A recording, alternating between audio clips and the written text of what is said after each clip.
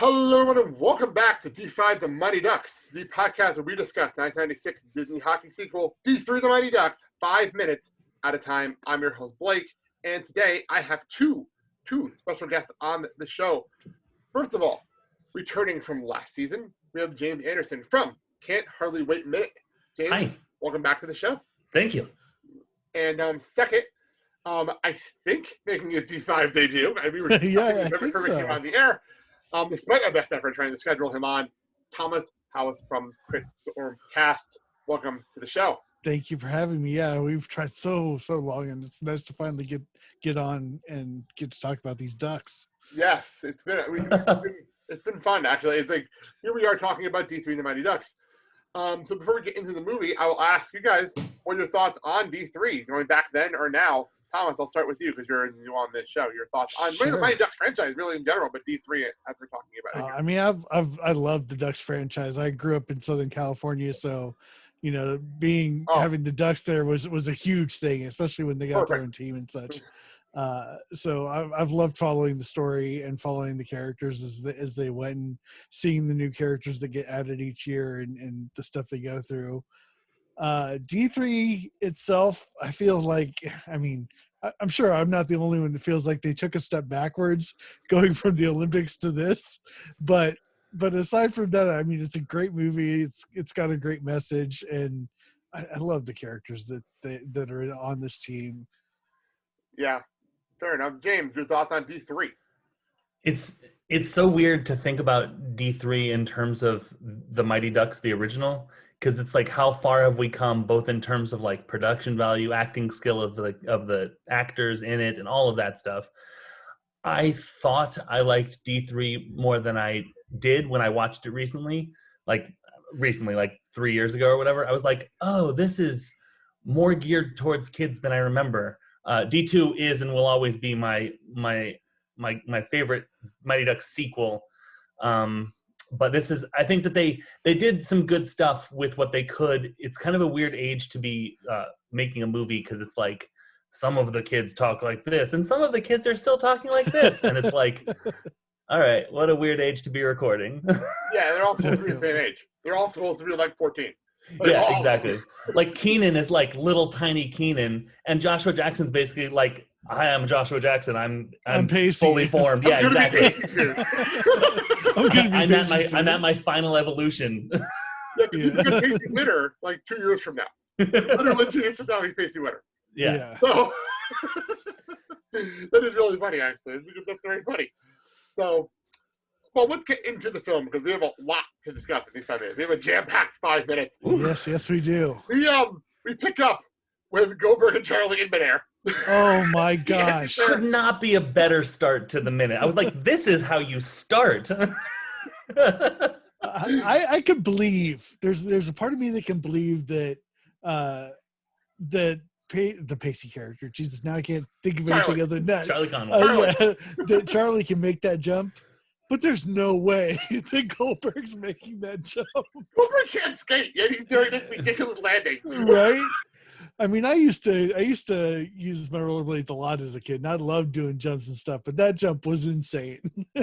I think proximity to Charlie gives Goldberg better rolls on his skate jumps than definitely than normal. His dexterity rolls are get a +2 or something.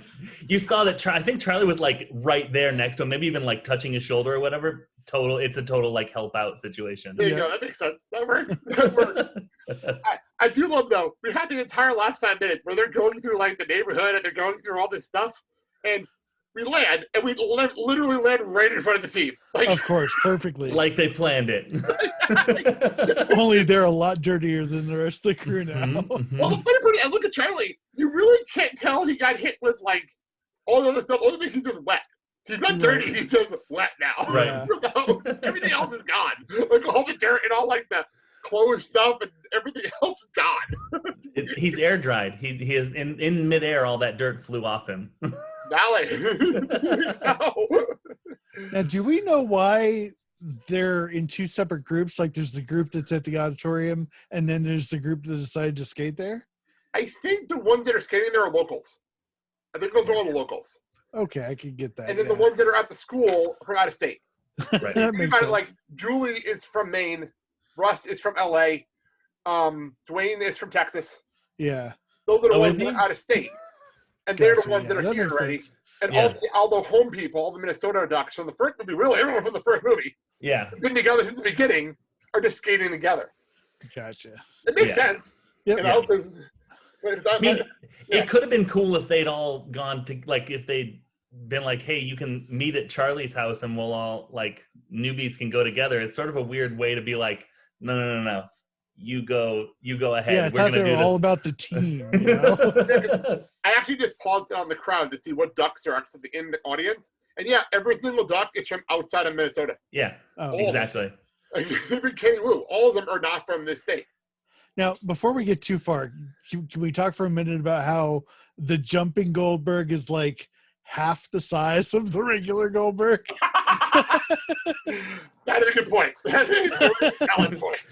The flying Goldberg can contract himself within himself to get better aerodynamics, I've found. There's your title right there, the Flying Goldberg. We got our title. Thank you. We're 5 minutes in. We got our title already. Now, hold on. Do you think that they had them do that jump and have it be like a flying thing because of, like, to do like a duck thing? Flying like Like, ducks? look at those You know what? ducks fly. You know what's funny? I never thought about that. It might be. Possibly, They might have done something probably. like that. Like, can you imagine a trailer where it's like they'll skate, they'll shoot, they'll fly? Sounds about accurate. That is brilliant. And you can throw it in there because it's only in the first sequence. So Yeah, it's not exactly. giving It anything tells away. nothing. Yeah. There's nothing away. Oh, You're goodness. probably wondering, why are they jumping? It makes no sense. Right. They're not happening? jumping, they're falling with style. Exactly. Very nice. Very nice. And you're in the Disney bubble, so we're doing better. There we go, yeah. Did Toy Story come out around the same time? Yeah, the Probably, year yeah. before, right? Yeah. Yeah, there you go. It timed it perfectly. Falling with style was just in fashion at that time. It was. It was There you go. mid-90s, just midair. Oh, man, that is pretty brilliant. So, all right. So we get to the school. We're at the school. Mm. And this school, I still don't understand the school system. I don't get the school. I don't understand what's going on. I don't know why they're at this school. Like, it doesn't make any sense to me. But I had to do some research. I needed to know any details about the school. Could not find anything about this actual school. But I'm like, are there any prep schools in Minnesota?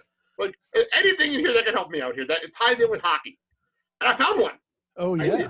I found something. There is actually a Minnesota prep school tournament that goes on in Minnesota for hockey. And there are various schools in this tournament from Minnesota in St. Paul, where this movie is based. Nice. Oh, wow. So I actually did it. found it. Yeah, and there's one that actually is Critstorm Hall, which is based in St. Paul, that won 11 championships in 14 years in the 40s and 50s. That almost ties in with exactly what they do in this movie. Like, Yeah, it that almost sounds like ties you found it, man. That's That's awesome. awesome. So, yeah, there was a tournament. Apparently, it went on from like the 40s to the mid 70s, and it's got renamed a bunch of times, and it's still going on in some form or fashion. But that's pretty much the best I can do to find a school related to this. That's I want a pretty prequel. cool. I want a deep prequel where Hans goes to that school and Bill Gordon does. Bill Gordon did. So yeah, exactly. So yeah, we need like a prequel trilogy of Hans's rise up to owning that skate shop. Definitely, yes. Oh man, I like that. That's pretty funny. I like that. Oh man. So okay, so I just need to know, how did they end up so late? Like, how come they're so late? Because they took every back road they could. I mean, I like to imagine the map. If you see an overlay of the map, it's like starting point, the school's here. And then you see their route, like a family circus. oh yeah, like family circus full on dotted line going everywhere. It should have taken 2 minutes. It was literally like he can see his house. Hi, Mom, we made it. It shouldn't have taken that long at all. But Goldberg, come on. Yeah. And apparently it was an all downhill trip. So Oh, it and shouldn't Averman have taken that. Averman is the one that said I he was the directions person, and he also messed them up. He Oh, didn't yeah, say that in the he's last got- 5 minutes. That's true. So Now, can we- Averman and Goldberg. Yeah, can we talk for a minute about how Charlie announces them? Like, that line makes it sound like there was supposed to be a joke that was told, and that was like the punchline, like, "Where are the ducks?" Yeah. So true. Like, I feel like I missed part of the joke there. Every time Charlie says, "But we're the Ducks," I feel like he's like, "Come on, didn't you see the other two movies? The Ducks. Does that mean nothing to you?" Well, the best part is that he's doing this awesome introduction for them. Like, it's a fantastic introduction for them. And then they crash into the curb. Yeah. Now that you say that, I want to start a drinking game that every time Charlie says we're the Ducks. He does say that a lot in this movie. He does say, I'm a duck. I'm not worried. I'm a duck. Did you guys hear? I felt like the guy, the main guy, I'm sorry, I'm so bad with names. The main dude was saying after much back and forth, we finally agreed to let these guys in on a full scholarship. Yes. So, like, they don't even want them. I never picked up that, like, 49% of the school doesn't even want them there. Yeah, so I never noticed this early. Like, I know later it's been a plot point, but I didn't never realize until now that it gets brought up here. Yeah. Why would you say that in the speech? Yeah. Listen, this was not a popular decision, but here they are. It actually had me pretty confused. I wasn't sure who was on which side of the line at first. And the first time through watching the movie recently to get prep for this, I thought that the guy that they end up in the office with was one of the anti-Ducks, but he's not. He never was, apparently. He was always like pro-Duck. Yeah. Yeah. Weird.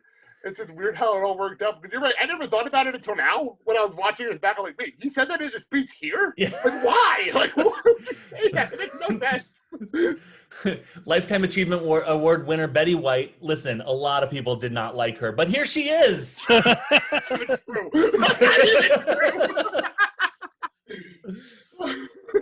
It's wild to say that in a speech, but this guy clearly has no social tact, as we'll see. So I mean, I guess it's par for the course. Yeah, I think this whole school doesn't have social tact. Yeah. Yeah.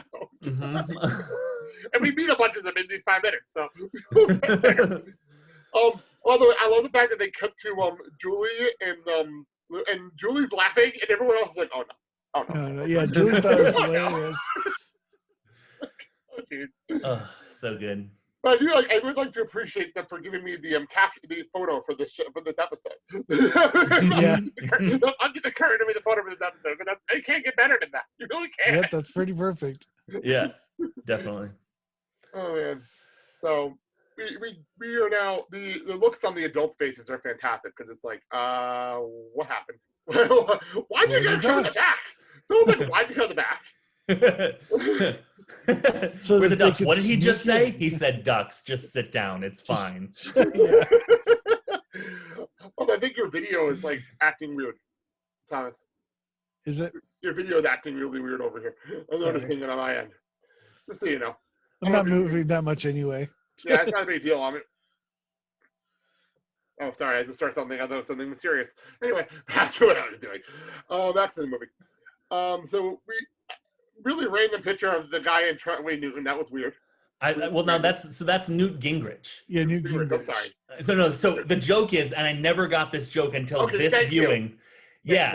He's a picture of him running with Newt Gingrich, and he says, "Hey, look, he knows Wayne Newton." Thank you. Okay, yep. thank you. So funny. I don't know why because I was watching this real fast. I completely missed that joke. Okay. Yeah. Along with that has to be the worst Photoshop that I've ever seen in my life.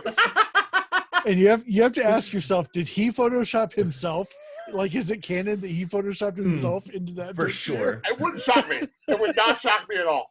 Like, not even a little bit would it shock me.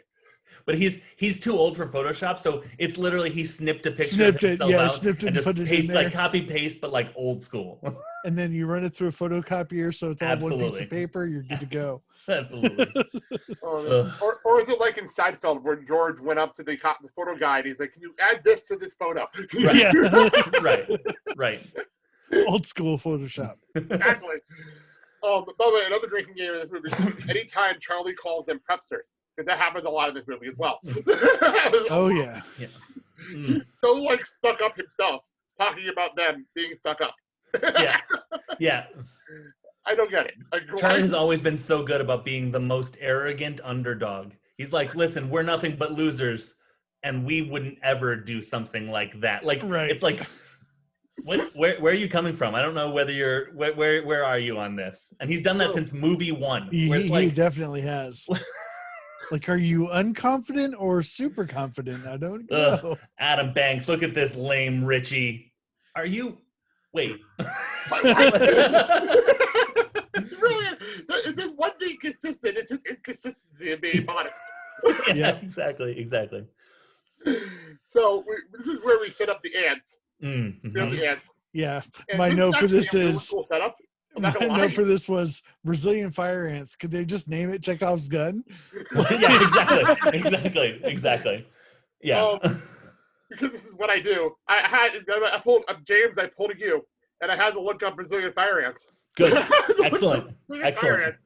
And I actually was like, they apparently, I looked it up, and they can be found in rainforests, disturbed areas, but I don't even know what that actually means. Like haunted houses, deserts? like witches castles, stuff Fair like enough. that. Deserts, grassland, and along electrical equipment. Sure. Nice. And actually, everything he says in here is exactly what was in like the Wikipedia page I found. He describes them perfectly. Like, it can't be. It's so accurate what he says, and I actually appreciate this whole speech because you're kind of learning about teamwork. It's this little speech about Brazilian fire ants. I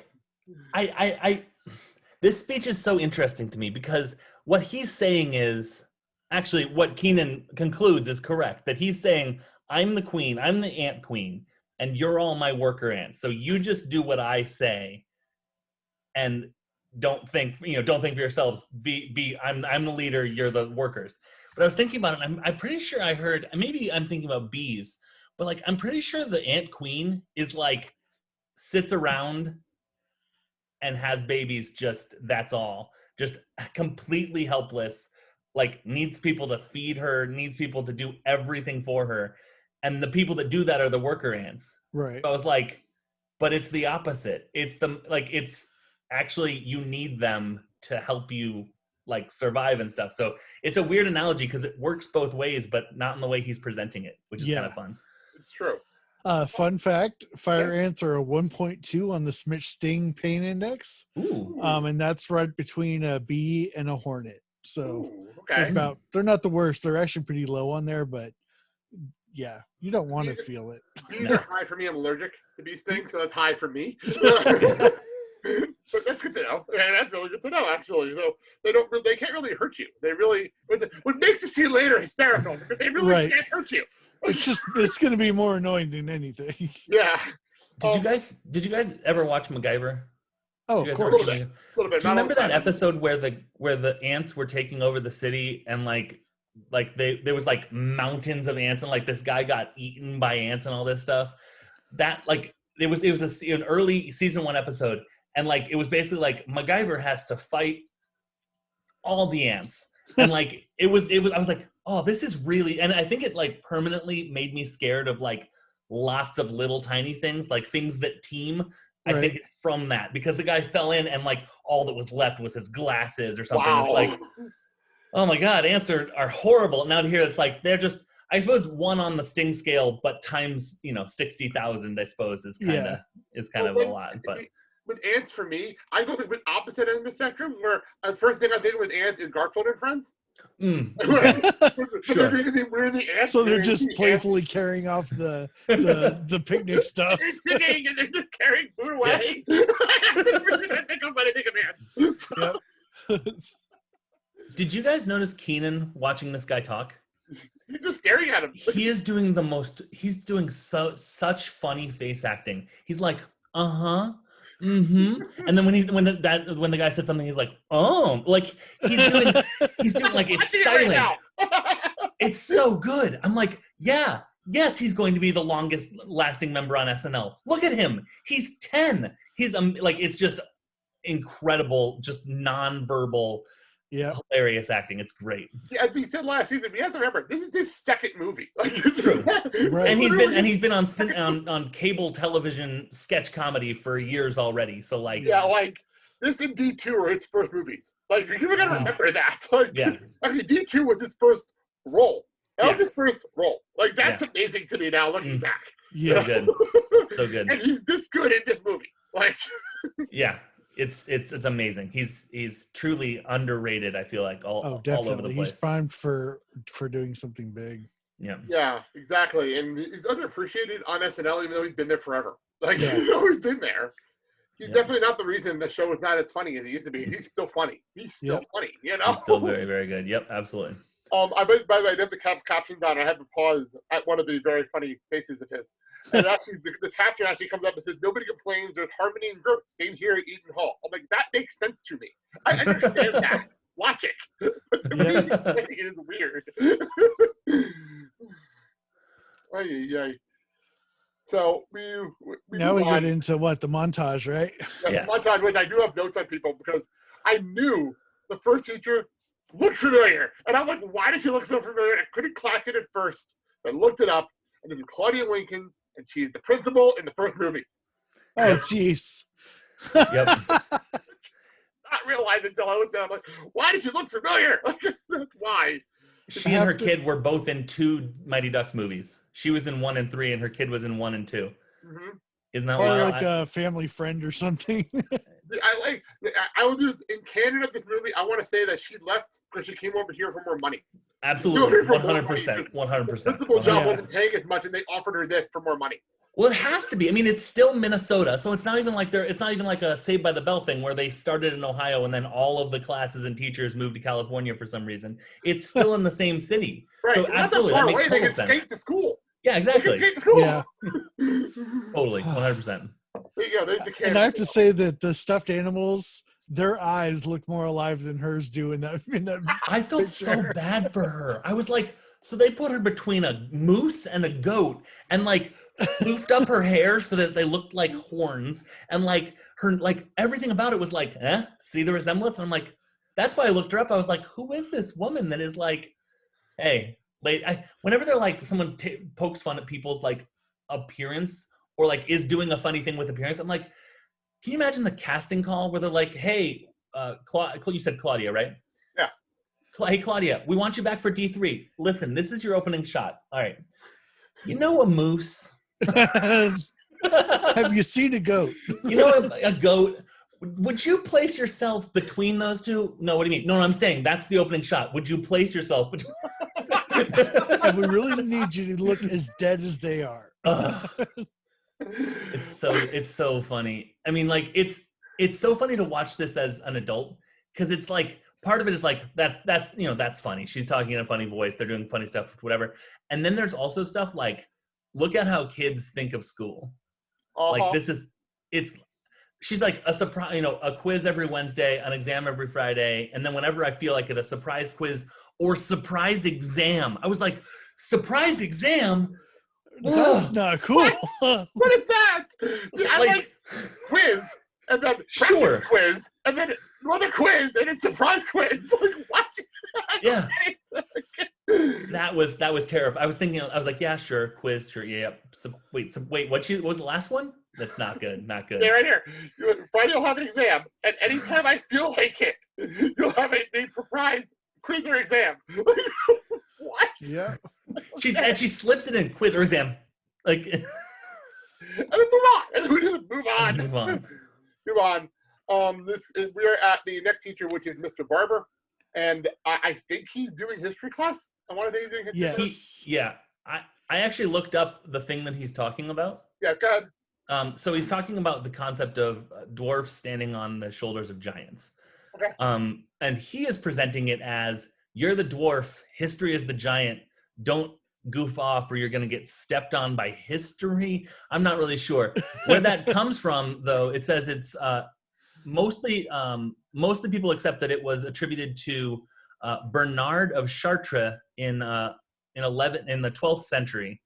This guy, John of Salisbury, said that he used to compare us to dwarfs perched on the shoulders of giants. He pointed out that we see more and farther than our predecessors, not because we have keener vision or greater height, but because we are lifted up and borne aloft on their gigantic stature, which is a cool way of saying what that guy said as a threat, which is wild. And then this author, Umberto Eco, said that there's an even older time, dates that to Priscian. And Priscian was this guy in like the 300s, like the 4th century, who was basically like, it's like you're standing on, it's the same thing. So it's an old phrase, which is cool.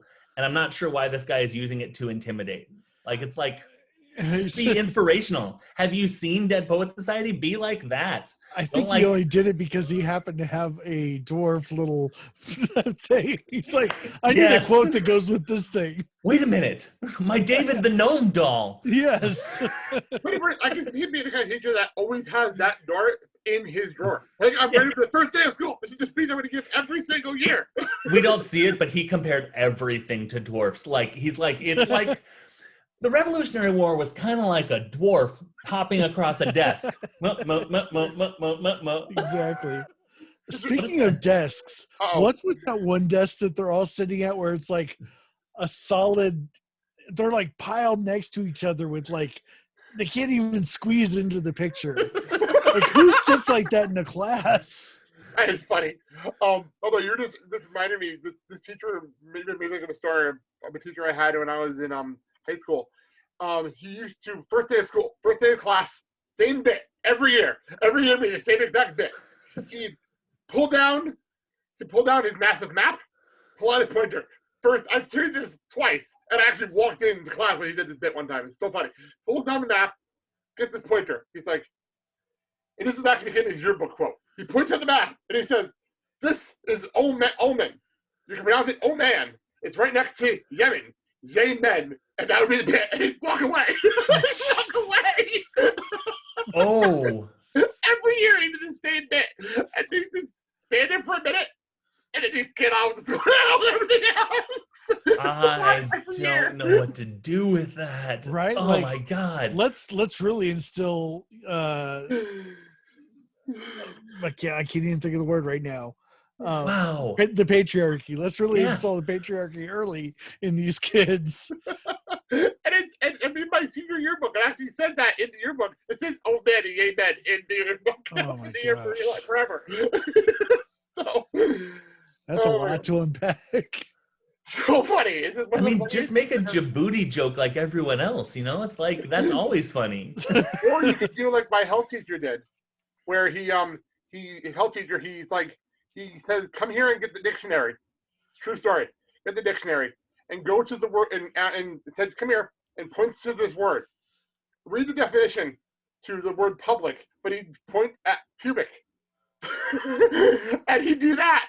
And then he'd like, no, the next word. But this bit would go on. Apparently this happened every year. The same joke he did to everybody. It'd be the most embarrassing joke for the person that went up there. Like every single time. And like half the time it was a girl, which made it even worse. Even worse.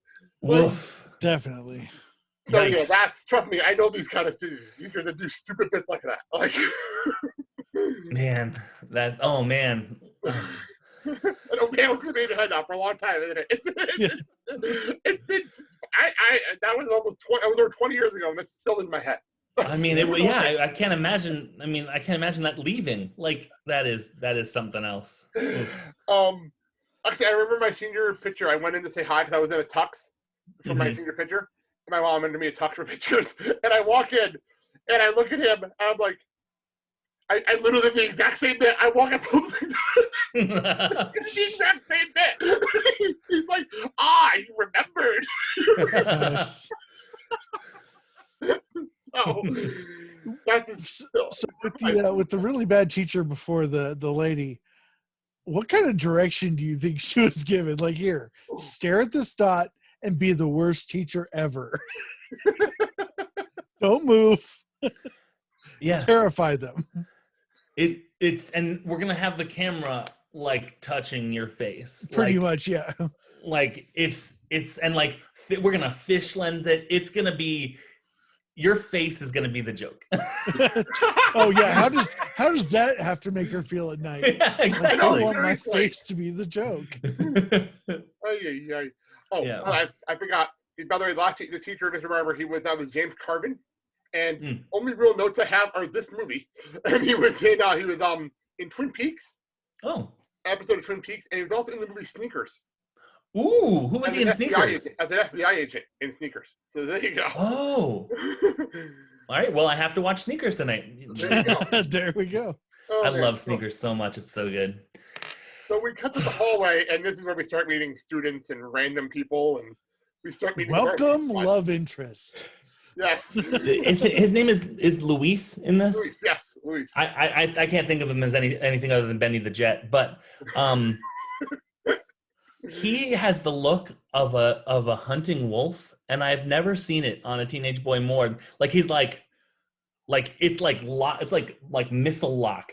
It is wild to see. He's like not seeing anything around him, like straight ahead in for the kill. It is some. This is what abject objectivity. Yes, that's abject objectivity looks like. Like this is how you objectify a woman right here. Man. So he moves fast, and that's what his character does on the hockey rink too. So yeah, true. Yeah, he's known for moving fast. He steals a lot too. He doesn't actually fall. He just gets into the lockers. Yeah. So, then we cut to we're going to be having play-by-play for the rest of this movie. Just randomly just sitting there. I love this kid. I love him so much. No sense why he's doing this, but we need a play-by-play version for this movie. We need somebody. Yeah. So how did that deal work out? Oh yeah, we're gonna get the Ducks to come to the school. Oh, but you also have to get the announcer. Yeah. We need him to come with us. And no one checks that kid. No one gives that kid a second glance. I love it. So they're like, yeah, commentator. Finally, we've been asking. He was the deal. The Ducks were just the gravy on the deal. They're like, there we go. Can we get the commentator guy? He's really good. Yeah, we got to take really the Ducks too. For his age.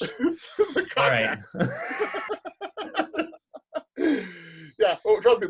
I will talk more about him later at the first game. I love him so much. We'll get to him later. He's so natural, just turning around with the umbrella handle. Just like, it's just like, so good. Yes, he is amazing. And like I said, we'll get to him later in the movie because I can't wait to talk about him when he's doing play-by-play during games. Oh, he's yes. Brilliant. Absolutely brilliant.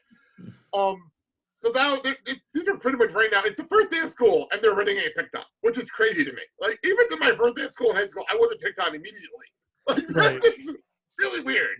So like, do you think these jocks time traveled from the 80s, or do you think they're just heavily influenced by the 80s? Because these are some John Hughes 80s jocks if I've ever seen them in my definitely. Entire life. This is full on Emilio Estevez in Breakfast Club, kind of.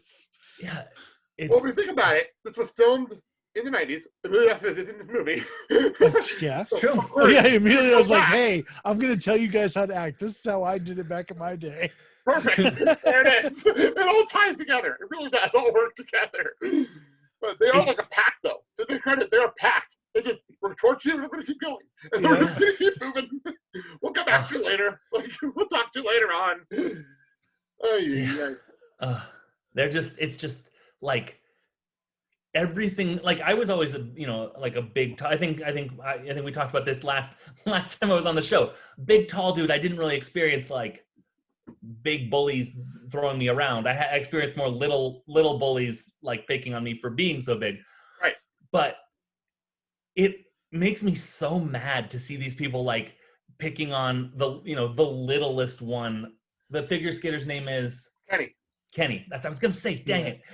Picking on him for no reason. Just like, it's so frustrating to watch. But I had both experiences in high school because my freshman year I was 5'4". My senior year I was 6'2". The same thing. You're the same thing. I was tiny, and then I was the biggest person in school. I grew up. If you see my pictures from like freshman football, I'm literally the same height as everybody else. And then my junior year, I'm like 6'2". Like, it's absolutely amazing. I completely relate. About 100%. In my perception, I was always the exact same height and everyone shrunk. So I'm not sure what you guys experienced. I haven't changed at all, so I'm not really sure. Hey, remember, my wife was looking at old pictures, because you know how it is. You look at old pictures of your sure. First, that's what you do. That's because I moved here from Jersey, so she was seeing all photos when I was packing to move here. And she was looking at old photos, and she's like, "This is you?" I'm like, "You look so short." I didn't hit the growth spurt until I had the sophomore year. Like, I didn't hit the growth spurt yet. Yeah. So trust me, I get it. Okay. Quick question. Did anybody have homework on the first day of school? I never did. I don't think so. I mean, we always got like paperwork and stuff. Although I never went to a private school either, so I went public school, so I'm in public. So like, we got like fill these like school conduct forms out and have your parents sign this stuff, but like, I don't think so. Maybe in college. I think in college, but like certainly not in. Are we thinking this is like 9th grade? Do we have an established grade? Because they talk about the kids as seniors. They're not seniors, so right. Okay, so that's why. Yeah. Like they're definitely freshmen in this school. Yeah. And they were thinking maybe they're about 14. 14 years old. Yeah. They do refer to the varsity squad a lot as seniors later in the movie. So they're obviously new, so they train for the freshmen. Who was it that was saying if we're not careful, we're actually going to learn something? That was Goldberg. Yeah, it's definitely Goldberg line. What a cool, positive spin on it. Like, not like, ugh, homework, but like, ugh, homework. They're trying to teach us very hard and it might work. It's like, oh, what a surprisingly pro-education, like, I'm a slacker, but even this might teach me. It's like, exactly. Oh, how nice. It's pretty cool, actually, when you think about it, because he never really wants to be the one that learns, and he's like, oh, well, the way they do things here, we're going to have no choice. No, exactly. I may be wrong because I only watched it once, but isn't he the one later on who's like, I need this. This is the only way I'm ever going to get this education. Russ. That was Russ that did that. Russ does that a lot because Russ is the one that he came from the hoods in L.A. Yeah. Want to go back home. This is his only way to get a good education. Right. Yeah. Just now I was picturing, I thought you were talking about Dwayne. I was like, Russ, right, the Texan guy. And I was like, the hood of L.A.? He's from what? I thought you were going to be like the hood of Dallas, and there was a joke there, and you're like, again, I'm horrible. You went for a journey there without I was like, he's what? Russ, got it. Yes. So then we have Charlie just strolling down the stairs for some reason. Welcome, love interest number 2. Yeah, but this one at least is a story for the entire movie. Yeah, I relate so much to Charlie here. Hey, will you sign this petition? Yes. What is it? You're pretty. Like you're pretty. Yeah, pretty girl. Yes. What is it? And that's me. That's high school James. 100%. Definitely. Yeah. Yeah, 100%. Like it's just like. Yeah, you're pretty. You're talking to a pretty girl talking to me. Yes. And she's such a perfect, like, I knew girl. Like, this is Erin. In high school. Like, I mean, not petition, my co-host Erin, not petition-wise, but like kind of Hermione Granger-ish. Like sort of prim, proper, I know what I'm doing. I do my homework. You are a waste of time for me right now. I'm going to go off and do whatever. It's so accurate. And I know that it's because this girl is that age, so she probably knew or exactly was that. But like, right. I'm like, it takes me, I get like nostalgia for like the confusion of, is she mad? What is happening? Like, it's real. The nostalgia is real with this. Definitely. What's cool is that their chemistry also clicks really fast. Like, they got the chemistry quick. Here's my question, though. Go for it. When did Joshua Jackson not have chemistry with someone, though? Fair. Like, I'm trying to think of when I'm like, ugh, and I can't, because that smile. You know what I mean? Like, yeah, he's a magnet for sure. This movie especially shows you what will be. Like, this smile will be the heartbreaking smile for teenagers for life. Yeah. I agree with you. I just pictured people going to Dawson's Creek from the Mighty Ducks, like with nothing in between, and being like, "Oh yeah, Charlie Conway. This is going to be he's doing. Who is this character? Who is this character that is with what teacher? What's going on? Like he goes from like a good boy like Charlie Conway, team captain, struggles with like competition and stuff, to like Pacey, who is like." Pacey, you know what I mean? Yeah. About Dawson's Creek, and I've never told this on a podcast. I don't talk Dawson's Creek much. I'll talk Dawson's Creek much, obviously. My mom got me into Dawson's Creek. My mom said, she watched the pilot of Dawson's Creek, and she's like, "You're gonna love this show. You're gonna love this show." And so they aired the pilot, and then like months later they re-aired it. So I'm like, okay. And they had the time slot finally and everything else. They re-aired the pilot, and I'm like, wow. this is a really good show. This is really good. And I ended up watching the first season with my parents, which is very strange. Knowing that the first season doesn't freaking like. Very strange. Yeah. Well, it ended up being like the show I watched with my best friend. Then after that, because he got into it, so the two of us ended up watching it together like every week on Wednesday nights. Yeah. That's awesome. Plus, you never have to worry about watching something awkwardly with your parents for the rest of your life because you've done it. You started at 11. It's based on the sex scene at the I forgot, at the ruins. It's based on that one scene. Like you're good. You're good. Exactly.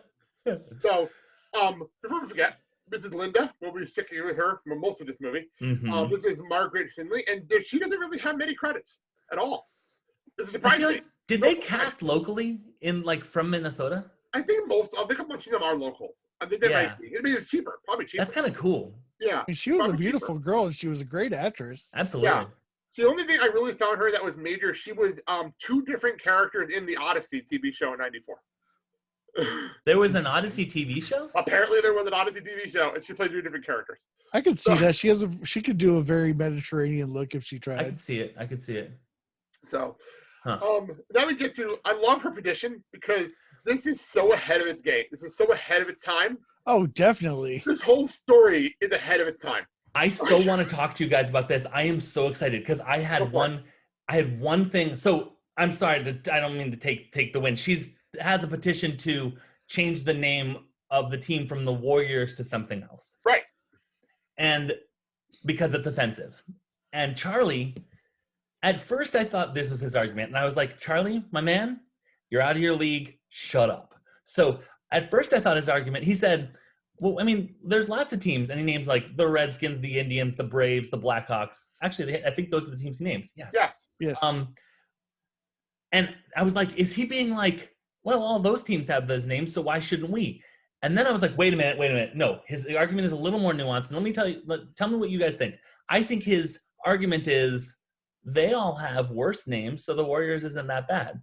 That's exactly what he's saying. That's exactly it's what so he's funny. saying. You almost worded my notes directly. I was like, is he listing bad names here, or is he saying that all these names are Warriors? Like, yeah. I mean, I kind of want to be like, I kind of agree with him. Like, it's Warriors isn't necessarily like a derogatory or specifically Warriors referential. is perfect. It's the emblem that makes it's the emblem. It's absolutely the emblem. 100%. Yeah. I mean, if it was just Warriors, that's perfectly fine. Right. The Golden State Warriors that have the bridge as their mascot, it's like, yeah. Exactly. What's they funny fight about on the it, basketball they pick up the Redskins, and they're now the Washington football team. The Washington football team. It's so weird now in 2021. I love it because it feels like it's out of like a satire where it's like we've changed it to the Washington football team, and just it feels like out of like a 30 Rock episode or actually a Kimmy Schmidt episode where that was an exact plot. But Washington football team is so funny to me, and I love it. I love it a lot. I love the fact at the beginning of the season, if you look at box scores from like the beginning of the season, it said football team in the box score. Until they changed it, they realized how bad that looked. They changed it to Washington.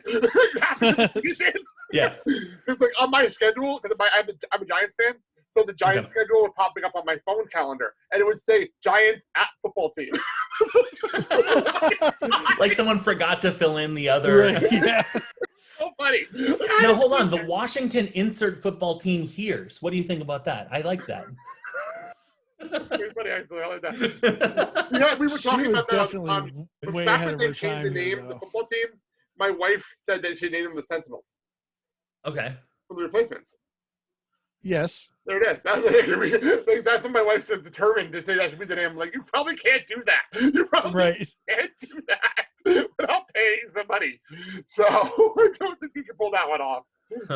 Yeah, when I was first writing down my notes for this stuff, though, I didn't realize that they had a bad logo.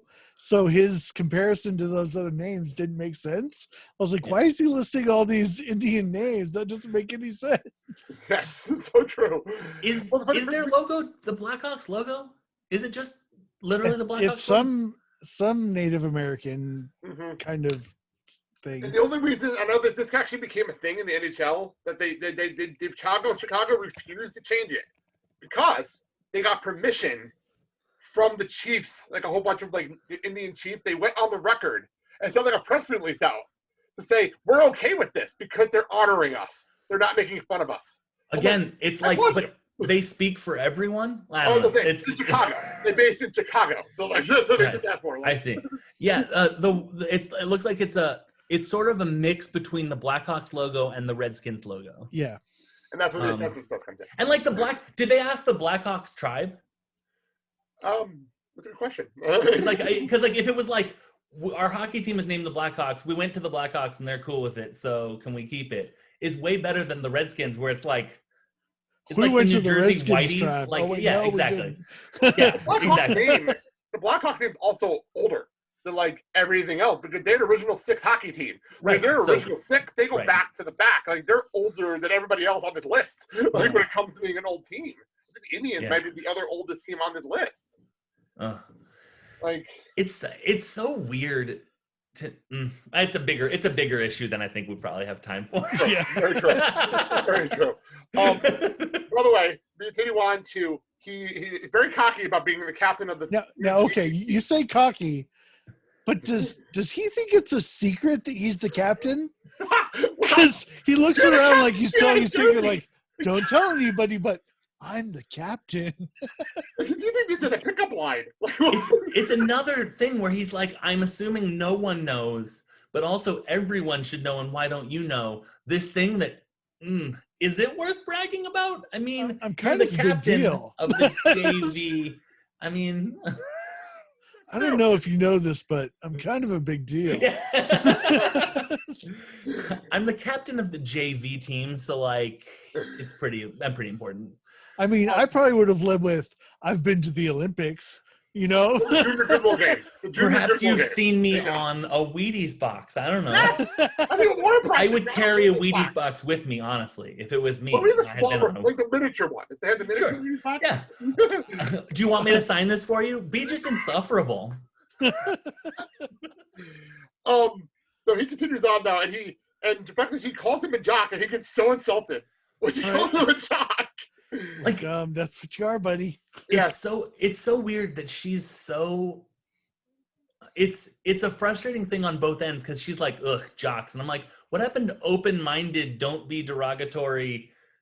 So you're like, oh, you're a jock, a group I can hate. So watch me. Oh, and it's so funny because he's so anti-labeling himself here, but he's so quick to label the Richies and the stuff like that. Like, right, they're perfect for each other, basically. I agree. Yeah, and I do love he's so honest and like saying so desperately, I'm not a warrior, I'm a duck. And to no one, she's gone. Drink. To my guy, she's gone. He moved on and talking to somebody else already. He moved on. I said, did you hear me? I'm a duck. Did you? Okay, go ahead. I'll check you later. Go and take a shot. I did just pause it, by the way, on the downtrodden Joshua Jackson face that we've seen many times on Dawson's Creek. Like I've seen this many times. It didn't go my way. I need the music to go in the background. Like I need some sappy love songs in the late '90s to come up in the background right now. Because Charlie doesn't want to wait. See, and that's the thing. He is instantly smitten with her, though. I mean, you can see it, like, but you can almost see it before he even turns. She's like, "Excuse me," and he's like, "I'm in love." Confirmed. Confirmed. Yeah, it's the weirdest meet cute ever, though. It's like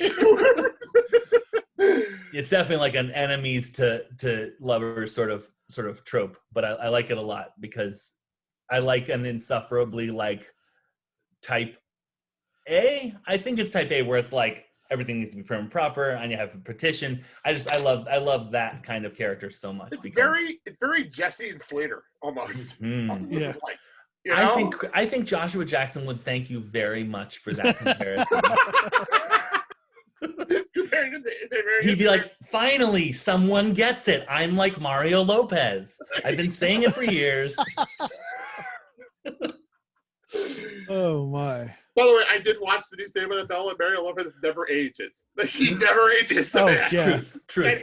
I don't understand it. Yeah, absolutely. So we cut to them showing up at the rink, and I do love the shot they pulled off of them like standing on the opposite side of the rink, and there's no glare. They're just standing there looking out at the end. I like this angle. Yeah. You know, like, and the And owner you get all the pennants hanging down and stuff. I love this angle because it's just like, this is really cool to have them watching this really cool practice going on. It's not what they do at all. I have to say though, like, how are these kids that impressed by this rink after what they've been through and where they've played, the audience they've played for? How is this that impressive to them? Here's a question. They're impressed. They're impressed. Charlie, not so impressed. Right. Well, but doesn't it feel like Charlie's putting on false bravado for his friends, like as a morale boost? Oh, definitely. Like, all right, I have a theory now. Go for it.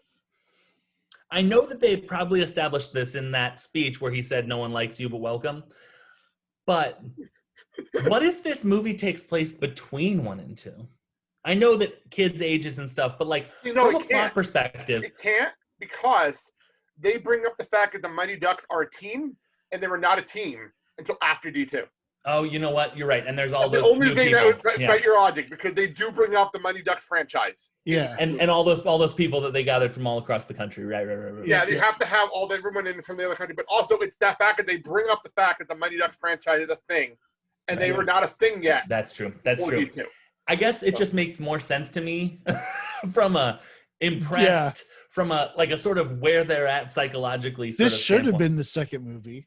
Yeah. Like they should have gone from their first movie to this and then to the Olympics, or Do you think that do you know about the history of this production? Did they think they were done after D2, or was this always going to be a 3 or 4? From what I know, D2 wasn't even in the bag. D2 was a surprise. Like they didn't. Okay. They thought this is supposed to be one movie. Right. The Mighty Ducks. The Mighty Ducks. And right. then, or if you ask the UK, the Mighty Ducks are champions, which is still the funniest changeover of a title ever. Not a the joke. Mighty Ducks are champions. Is the name of the movie in the UK is the Mighty Ducks are champions. The first movie of the first movie. Not a joke. No. Spoiler right in the title, huh? Go listen to our episode with Niall McGowan. We have a full conversation about that in the first season. We have a full conversation about that. But I think it was literally, and then it was such a big movie. That first movie was so big, so much bigger than Disney ever expected. I was like, we have to do a sequel. We have to do a sequel. And there's a sequel. But if you watch the sequel, there's no promise for a third movie.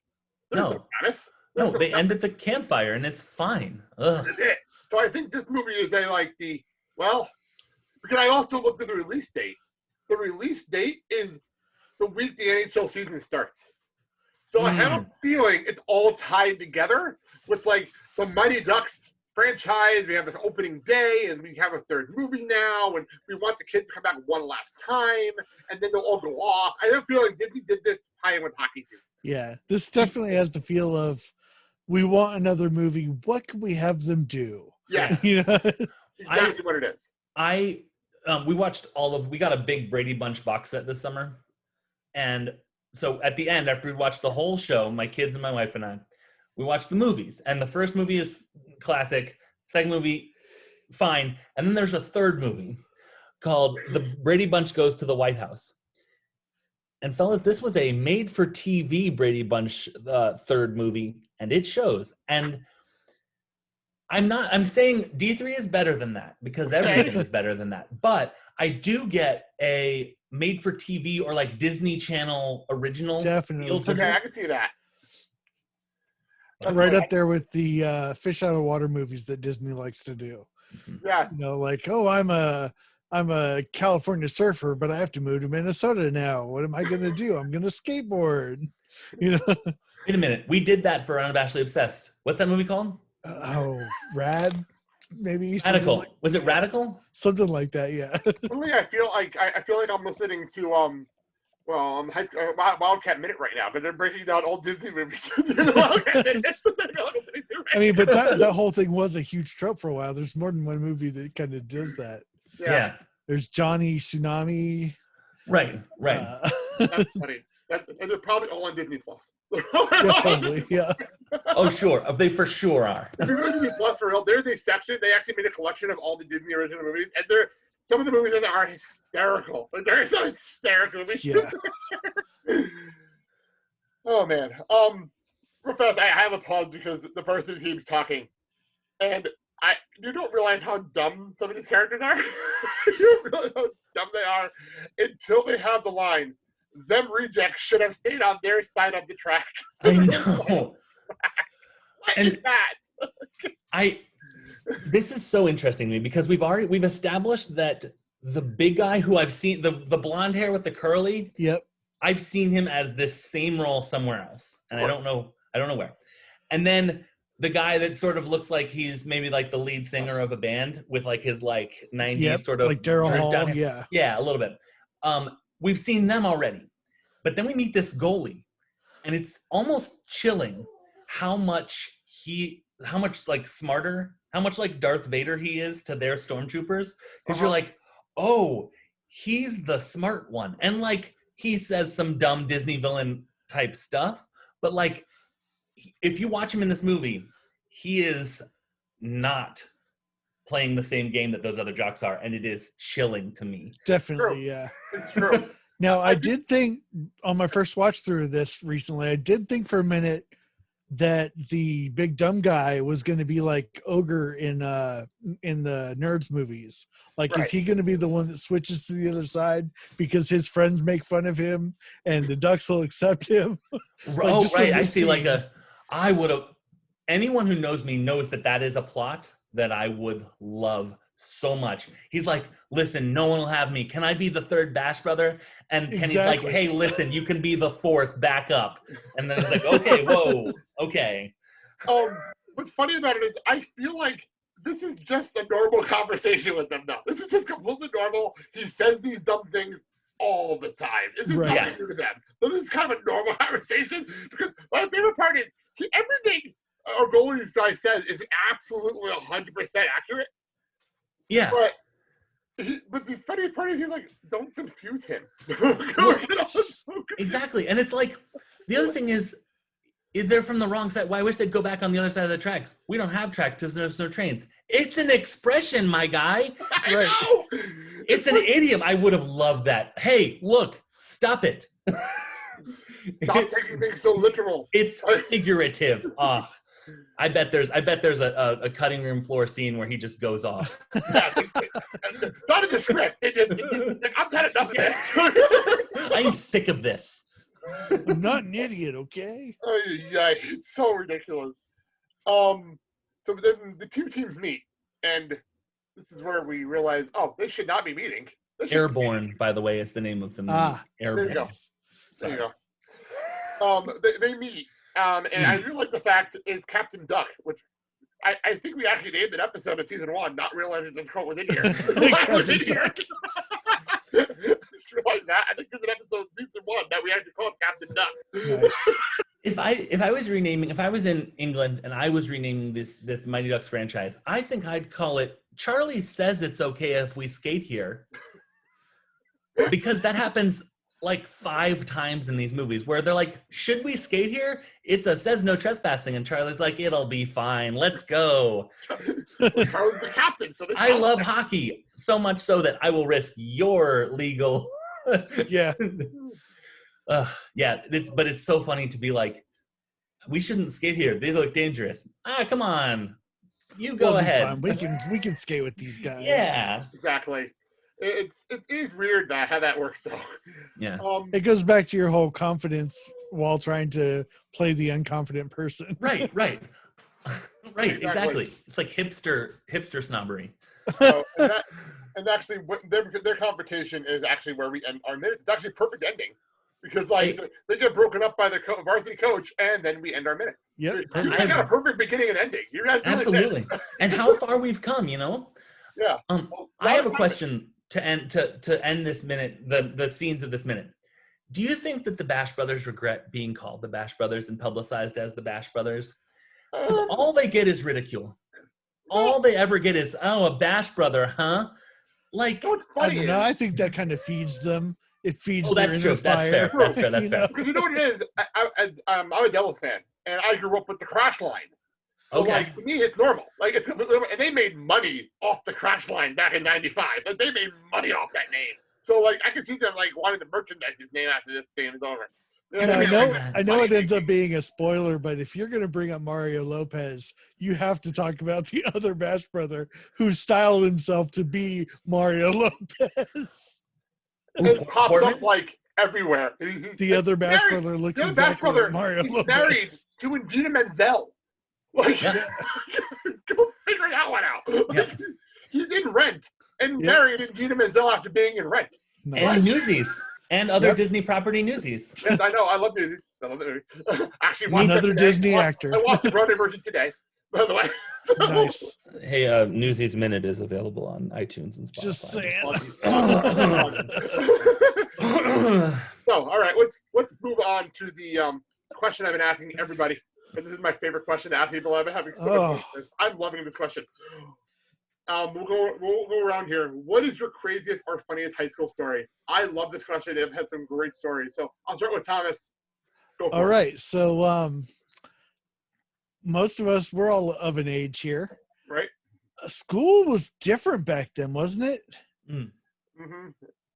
I thought it was going to be a good idea, and so did my teacher until the very last minute, to build a bomb at the school as my visual aid for Albert Einstein, or for the A-bomb. I was trying to make something as a visual aid for the A-bomb, and me and my friend built a bomb, and this was okay. I brought it to school.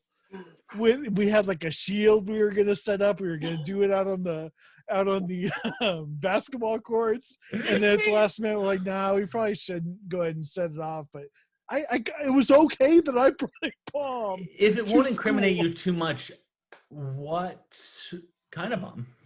It was really, really makeshift. It was mostly Whistling Pete's, all the stuff from the Whistling Pete's. Okay. We took that out and we packed it up. We took like 30 of them, took all the stuff out of the inside and packed it up into a nice tight ball, and then wrapped that in a pretty package that looked like an A-bomb.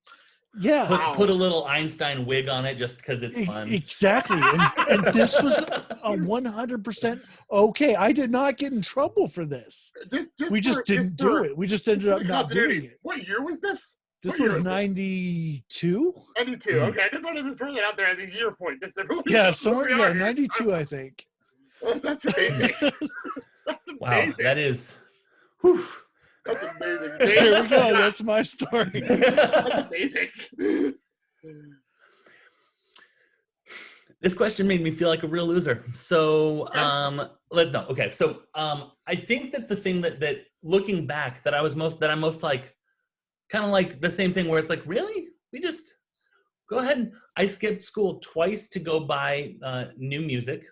3 times. Okay. I just realized 3 albums I bought just leaving school to go get them. And several times to go get lunch. One time, our drama teacher gave us money when we said, hey, we're going to go buy lunch at the sub place that we like. And she's like, great, get me a whatever. So we were like, okay, gonna leave school now. And just, it was, and like, I didn't think about it. I didn't think about like, oh, if my parents need me, they'll be worried or anything like that. I was just like, yes. Oh, we had no. Blink-182 has a new album out. I will be going to get that. So we had an open campus at lunchtime. You could go get lunch if you had a car. You said you grew up in Southern California, right? Yeah. There you go. Yeah, we had open campus. You could go to lunch wherever you want. Talking about cutting school and everything. Me and my not yet girlfriend, we actually almost like started dating because we cut school together, and we ended up realizing how much chemistry we had, and that's how we started dating. Was after we cut school together. Yep. And we ended up dating for like a year and a half. Now that sounds like a John Hughes movie. I could see that as a John Hughes movie. Wait a minute. That's Ferris Bueller. Never mind. Don't. Everyone just stop. It's fine. But that's like, by the way, me and her are still friends to this day. We're still friends. That's awesome. She's still one of my best friends to this day. That's awesome. Like, that's how we and her started dating. It's because we cut school, and we were hanging out in the park, and we just started talking and realizing we got along really well, and we had a lot in common, and that's how we started dating. That's really cool. That's awesome. Yeah. So that was. But trust me, funny part is you just said that. My high school was the same way. Where people would walk to Dunkin' Donuts right down the street all the time during the school day. Like it was right a quick shop and a Dunkin' Donuts and a Blimpies or right down the street from the school. Yeah. We go all the time. So one time I missed the bus home from high school, and the high school was a good distance from where my house was. And so I thought I had to walk all the way up this road, take a right, because this is the way that you drive home. So take a right, walk all the way, then I'm at my neighborhood. Recently, like my kids were at a birthday party when I realized this. I was like, we were at this park that existed when I was a kid, and I was like, what is that brick building right there? That's the school. I could have been there. It's actually like it's like the beginning of this minute. I was like, I took the long way. It took me like 2 hours to drive home or to walk home. I could have cut through the park and been home in 20 minutes. I was so mad. As a 35-year-old, I was like, oh, that one day. So I guess That's amazing. That's amazing. That's funny. That's very, very funny. Made me so mad.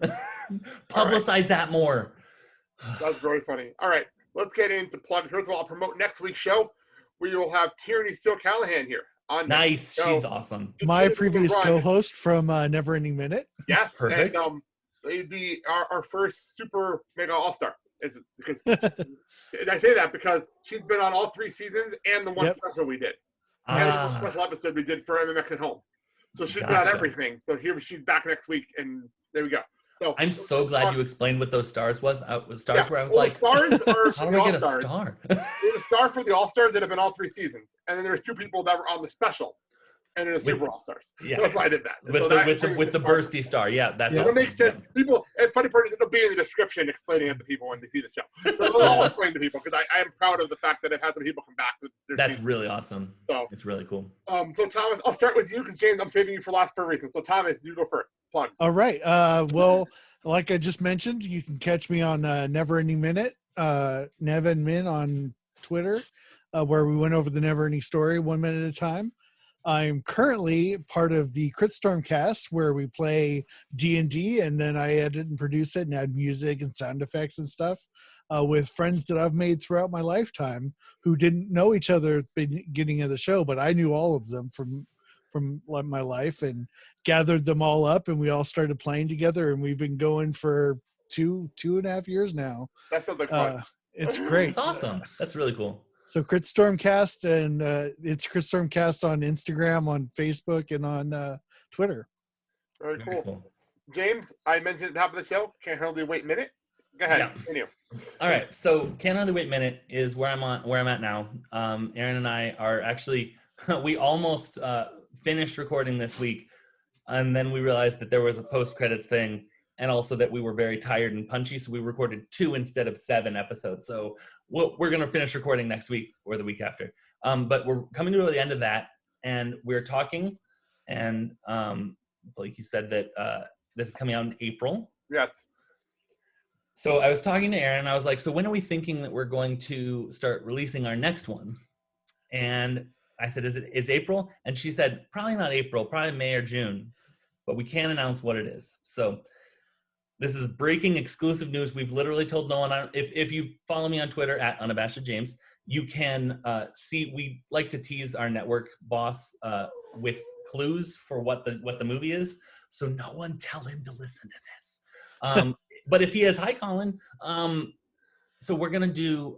We haven't even given any clues yet or anything. So you know ahead of time. We're gonna do the She's All That minute. Oh, nice. That's fun. Very, very excited. That's cool. A perfect tie-in for Can't Hardly Wait. Perfect follow-up. We, with Can't Hardly Wait, as we finished Crossroads Minute, we were like, so what are we doing next? Actually, Tierney, we were going to do A League of Their Own. And then Tierney snatched up A League of Their Own. And I was like, all right, well, what are we doing? So then we made a list.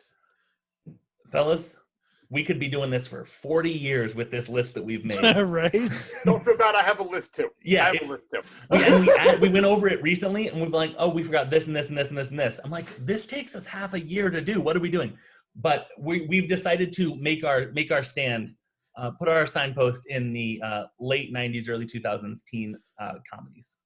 I like that. Get you That's a some. great place. That's where we're gonna be. Yeah. Some nice Buffy tie-ins there, man. I would have killed if I had realized you're doing Can't Hardly Wait. I would have loved some Seth Green minutes. Seth Green, Listen, man, I love Seth that guy. Green is just so good. Yeah, He is.